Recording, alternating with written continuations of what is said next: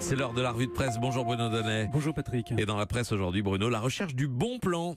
Oui, c'est une entreprise périlleuse, Patrick, car ce matin, nos journaux croulent littéralement sous les plans. Plans banlieue, plans d'urgence, plans sociaux, les plans s'affichent absolument tous azimuts. Et les plus enthousiasmants, bien c'est d'abord le plan de paix qui pourrait donc enfin se dessiner entre les deux Corées. Corée, une chance pour la paix, c'est le choix de une qu'a fait le quotidien La Croix qui s'emballe devant le vent d'espoir qui souffle à la fois au nord et au sud du pays. Libération a pris la même option et affiche pleine page un titre écrit en coréen qui veut dire réunification, une réunification toutefois assortie d'un point d'interrogation destiné à réfréner nos ardeurs, car si Arnaud Volerin nous rappelle que depuis l'armistice du 27 juillet 1953, aucun leader du Nord n'avait foulé le sol du Sud, s'il nous apprend qu'aujourd'hui, les écoliers seront autorisés à suivre la rencontre entre Kim Jong-un et Moon Jae-in à la télévision, tant l'événement est historique, il cite aussi un Coréen du Sud nettement plus sceptique qui lui a dit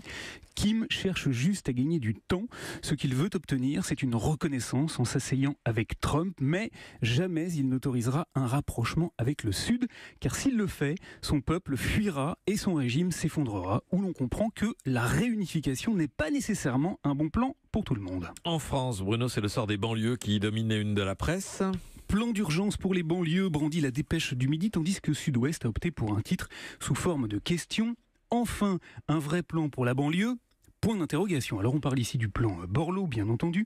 Et pour avoir la réponse à la question que pose Sud-Ouest, eh bien c'est pas de la tarte, car ça dépend largement du journal que vous lirez. Dans l'Opinion, par exemple, Stéphane Troussel, c'est le président socialiste du conseil départemental de Seine-Saint-Denis, salue l'ambition du plan. Mais dans le Bondi Blog, qui s'est livré à un très scrupuleux décortiquage des mesures préconisées par l'ex-ministre de la Ville, le point de vue est nettement plus nuancé. Le Bondi Blog qui juge son rapport assez inégal et surtout infiniment coûteux. Alors le coût, eh bien le Figaro l'a calculé et l'évalue à au moins 5 milliards, un chiffre que Jean-Louis Borloo, qui accorde ce matin une longue interview à nos confrères du Parisien aujourd'hui en France, refuse catégoriquement de confirmer. Je ne répondrai pas à cette question, dit-il.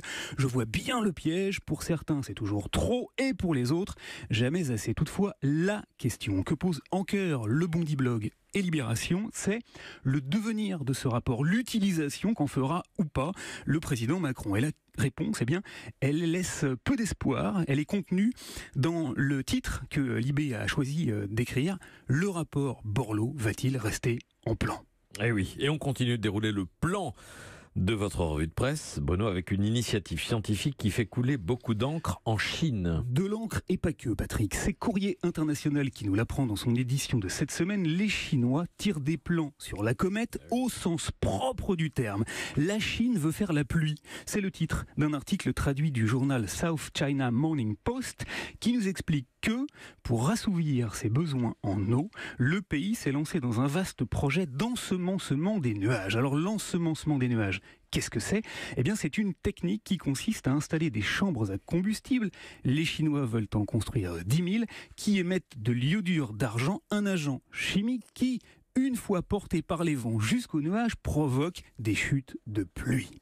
Eux sont installés au bord de l'eau et pourtant, ils sont bien loin d'avoir la tête dans les nuages. On parle ici des migrants, vous les trouverez en une du Parisien aujourd'hui en France, qui, photos à la pluie, compare ce matin Paris à un nouveau Calais. Près de 3000 réfugiés sont installés sur les bords de la Seine, au nord de la capitale, et 550 de plus arrivent chaque semaine, décrit Cécile Beaulieu, qui raconte des hommes et des riverains pour lesquels il n'existe pour l'instant pas l'ombre d'un plan. Alors en plan encore, et à Paris toujours, Anne Hidalgo réclame sur le site de l'Obs un plan d'urgence pour les Vélib. Elle souhaite que d'ici une semaine, l'opérateur Smovengo remplace les 3000 vélos qui sont actuellement inutilisables. 3000 vélos, 3000 réfugiés, on a les priorités qu'on peut. Merci à vous, Bruno. Ah, et puis non, il y avait autre chose, pardon. J'en ai encore un petit peu, oui. Oui, vous avez aussi trouvé des bons et des mauvais plans. Oui, alors le mauvais plan, il n'y a pas de problème. Le mauvais plan, Patrick, c'est le plan de carrière de Gérard Miller. C'est en tout cas le point de vue des Échos qui se sont intéressés au parcours du psychanalyste devenu patron du Média. La chaîne de télé des Insoumis, et qui l'assaisonne très copieusement de Gérard Miller, écrit le quotidien économique. C'est lui-même qui parle le mieux.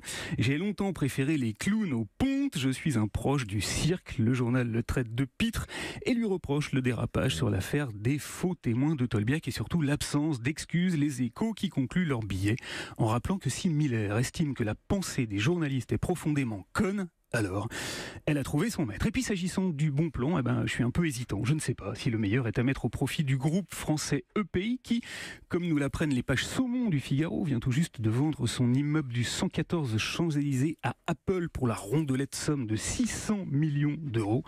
Ou alors à l'actif des fabricants de gaz lacrymogène. Je vous racontais hier, Patrick, que le Figaro avait calculé la facture des bombes lacrymo balancées sur la ZAD de Notre-Dame-des-Landes, 300 000 euros.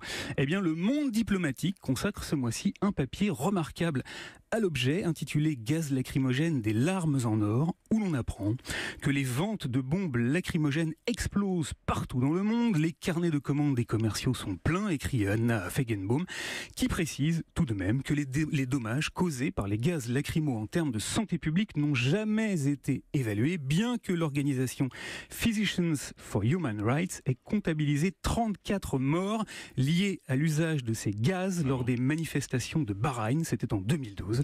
Vous le voyez, Patrick, même les bons plans sont parfois à pleurer de cynisme. Bonne journée. Merci à vous, Bruno.